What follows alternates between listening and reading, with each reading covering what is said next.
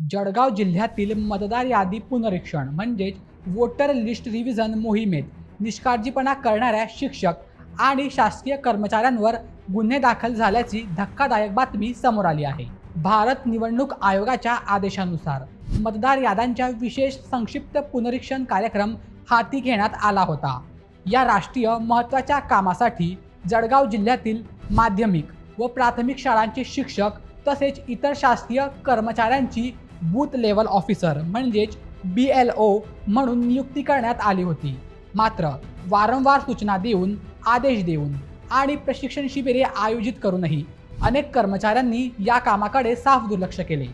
काहींनी प्रत्यक्ष कामाला सुरुवात केली नाही, तर काहींनी कोणतीही पूर्वकल्पना न देता सर्वेक्षणाच्या कामातून पळ काढला।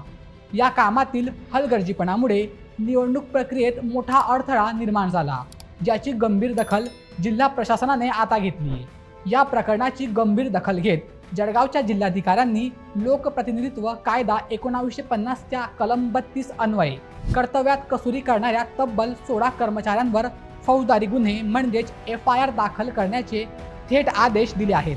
त्यानुसार जळगाव शहर, जळगाव तालुका आणि MIDC पोलीस ठाण्यात या निष्काळजी कर्मचाऱ्यांविरोधात गुन्हे नोंदवण्यात आले आहेत। निवडणूक आयोगाचे काम हे राष्ट्रीय कर्तव्य असून त्यात कोणत्याही प्रकारची दिरंगाई खपवून घेतली जाणार नाही, असा कडक इशारा या कारवाईतून प्रशासनाने आता दिला आहे।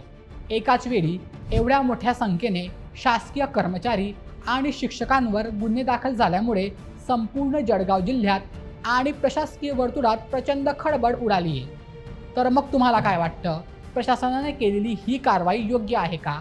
ते आम्हाला कमेंट करून नक्की सांगा आणि अशा व्हिडिओसाठी आपल्या बोलेमेटच्या YouTube चॅनलला सबस्क्राईब करायला विसरू नका। धन्यवाद।